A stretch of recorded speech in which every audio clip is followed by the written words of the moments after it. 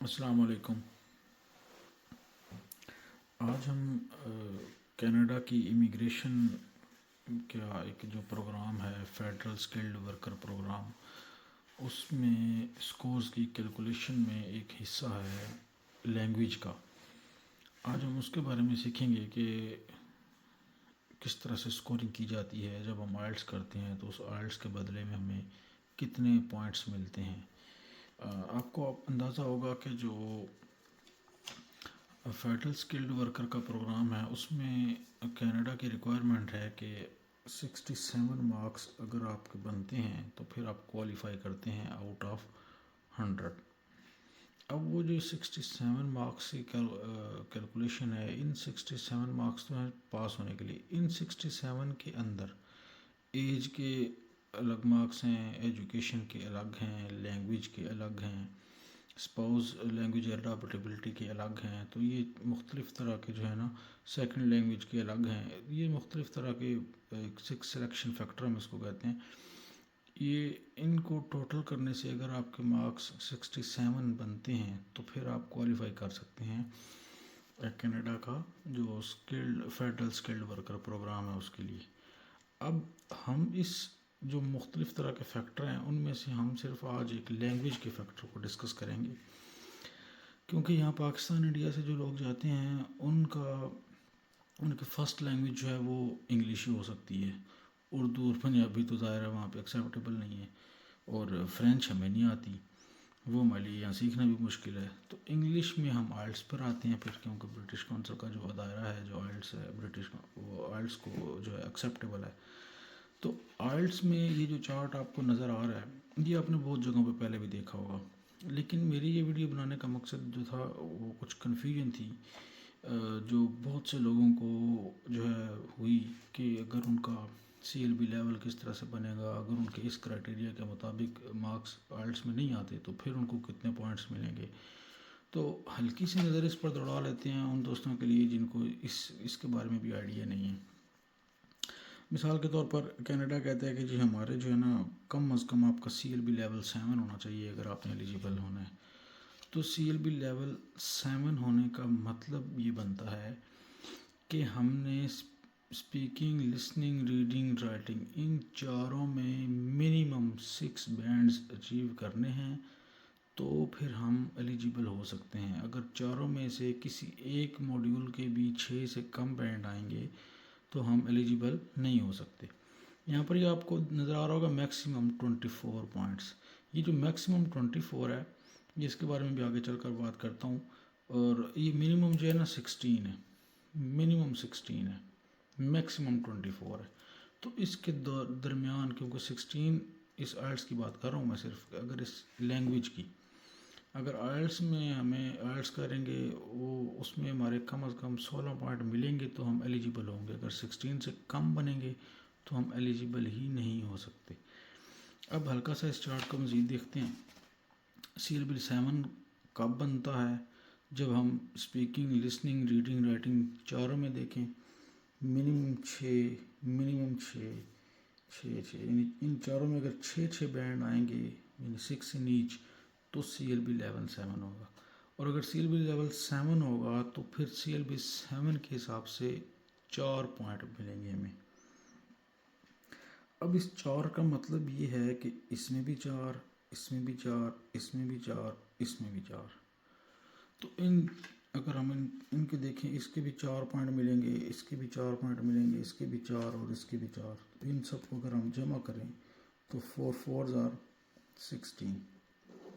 ये मिनिमम है, यानी CLB लेवल 7 से कम होगा तो हम फेडरल स्किल्ड वर्कर में एप्लीकेशन जमा नहीं करवा सकते, हमें आइल्स रिपीट करना पड़ेगा, क्योंकि मिनिमम ये रिक्वायरमेंट है। अब इस ऊपर जितने ज़्यादा होंगे ज़ाहिर है चांसेस ऑफ जो माइग्रेशन है वो ज़्यादा हो जाएंगे। अब CLB लेवल 8 कब बनेगा? यहाँ पे रेंज दी हुई है 6 से 7, यानी अगर 6 होंगे तो फिर भी वो CLB 7 काउंट होगा, 6.5 होंगे, 7 होंगे लिसनिंग में तो फिर भी CLB लेवल 7 ही काउंट होगा। CLB लेवल 8 कब बनता है? जब स्पीकिंग हमारे पास 6.5 आते हैं, लिसनिंग में 7.5, रीडिंग में 6.5 और राइटिंग में 6.5। यानी इस लिसनिंग में 7.5 और बाकी तीनों में 6.5 हो तो हमारा CLB लेवल 8 बनता है, और अगर CLB लेवल 8 होगा तो उसके हिसाब से हमें 5 मार्क्स मिलेंगे पर एबिलिटी। देखिए पॉइंट्स पर एबिलिटी, तो पर एबिलिटी का मतलब कि अगर आपका ये, इसमें भी 5 मिलेंगे, इसमें भी 5, इसमें भी 5, इसमें भी 5, तो ये कुल हो जाएंगे 20, 5 4 5 5 5 5, तो ये हो जाएंगे 20। CLB लेवल 9 कब बनेगा? जब लिसनिंग में 8 होंगे और इसमें बाकी तीनों में 7 7, तो फिर हमें एक एबिलिटी के 6 मार्क्स मिलेंगे। इसमें भी 6, इसमें भी 6, इसमें भी 6, इसमें भी 6, 1 2 3 4, तो 6 4 बार हो जाएगा 24। अब अगर CLB 9 से भी किसी का क्रॉस करता है, यानी स्पीकिंग में उसके 7 से भी 7.5 या 8 या 9 आ जाते हैं, लिसनिंग में भी 8.5 या 9, इसमें 8 या 9, इसमें 7.5 या 9, तो भी यानी CLB लेवल अगर उसका 10 बन जाता है तो भी कनाडा की गवर्नमेंट की तरफ से हमें 0.6 ही मिलेंगे। तो यानी आपका CLB लेवल 9 हो या CLB लेवल 10 हो, 0.6 ही मिलेंगे। तो यहाँ भी 6 आ जाएगा, तो ये टोटल हो जाएंगे 24। तो ये 24 है मैक्सिमम पॉइंट्स, ये जो लिखा है कि हम CLB लेवल 10 तक जा सकते हैं। जैसे आइल्स में टोटल 9 बैंड होते हैं, CLB लेवल यानी कैनेडियन लैंग्वेज बैंक मार्क्स जो है वो CLB लेवल 10 तक होता है।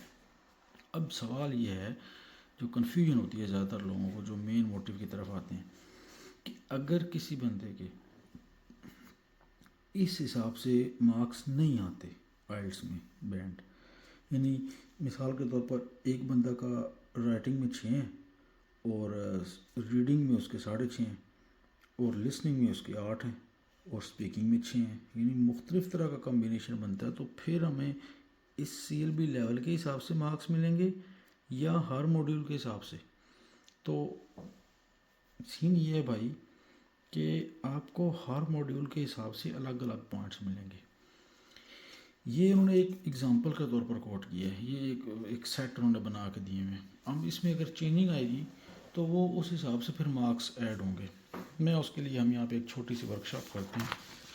ये देखें, ये मैंने एक शीट निकाली है, IELTS module listening reading writing speaking, IELTS score module wise, यानी यहाँ पर एक कोई कैंडिडेट है उसके यहाँ पे आ जाएंगे जो उसके हर बैंड में अलग अलग स्कोर आएंगे। फिर हम कैटेगरी वाइज हर एक का देखेंगे कि उस कैटेगरी में लिसनिंग में जितने उसके मॉड्यूल आए उसके हिसाब से उसका CLB लेवल क्या बनता है, और उस CLB लेवल के हिसाब से उसको FSW पॉइंट्स पर एबिलिटी एज पर CLB लेवल, यानी जो FSW पॉइंट उसको लिसनिंग में या किसी एक मॉड्यूल में मिलेंगे वो CLB लेवल के हिसाब से मिलेंगे, CLB सा लेवल के हिसाब से, बैंड्स के हिसाब से नहीं। तो बैंड्स के हिसाब से यहाँ पर बैंड आएंगे, बैंड्स के हिसाब से हम उसका CLB लेवल निकालेंगे और CLB लेवल के हिसाब से उसके पॉइंट्स कैलकुलेट करेंगे। तो ये हम अभी करते हैं। मिसाल ले लेते हैं कि कोई कैंडिडेट है, उसके लिसनिंग में आगे हैं 6.5, सपोज दैट, रीडिंग में उसके आगे हैं 7.5 और राइटिंग में आगे हैं 6.5 और स्पीकिंग में आ गए हैं 6, सपोज दैट, ठीक है। ये कोई कैंडिडेट है, उसके सपोज्ड मार्क्स हैं 6.5 लिसनिंग में, 7.5 रीडिंग में, 6.5 बैंड उसके राइटिंग में और स्पीकिंग के 6। अब ये जो रिज़ल्ट आया है, अगर हम ये जो चार्ट जो कनाडा की गवर्नमेंट ने शेयर किया है अगर इसके मुताबिक चलें तो इसमें तो वो किसी में भी फॉल नहीं करता, यानी 6.5 7.5 6.56। अब ये इधर तो किसी में भी नहीं है, 7.5 है और बाकी तीनों में 6.5 है, लेकिन इधर 7.5 और 2 में 6.5 और 1 में 6 है। तो यहाँ पे ये किसी सेट के अंदर नहीं आ रहा इस तरह से कम्बिनेशन।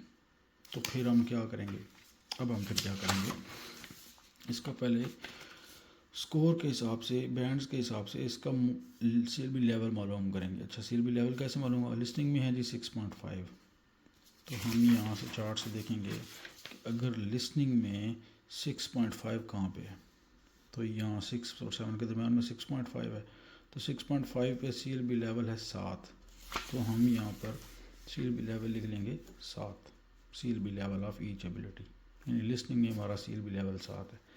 अच्छा, रीडिंग में आया 7.5, तो रीडिंग में आ जाएंगे 7.5, 6 है, 6.5, 7 और 7.5। अब 7.5 तो इसके अंदर है ही नहीं, तो हम क्या करेंगे, ये तो शुरू हो रहा है 8 से, तो हम इसी के अंदर रहेंगे 7 वाली सीरीज़ में। तो CLB लेवल इसका क्या बनेगा 9, यानी रीडिंग का अगर 7 हो या 7.5 हो तो वो रीडिंग CLB लेवल 9 होगा। तो हम क्या करेंगे, इधर पुट कर देंगे 9। CLB रीडिंग में 7.5 आएंगे तो CLB लेवल बनेगा 9। अच्छा, इसके बाद राइटिंग में 6.5 आए हैं, राइटिंग के कॉलम में जाएंगे 6.5 आए, तो 6.5 का लेवल बनता है 8, तो हम यहाँ पे लिख देंगे 8।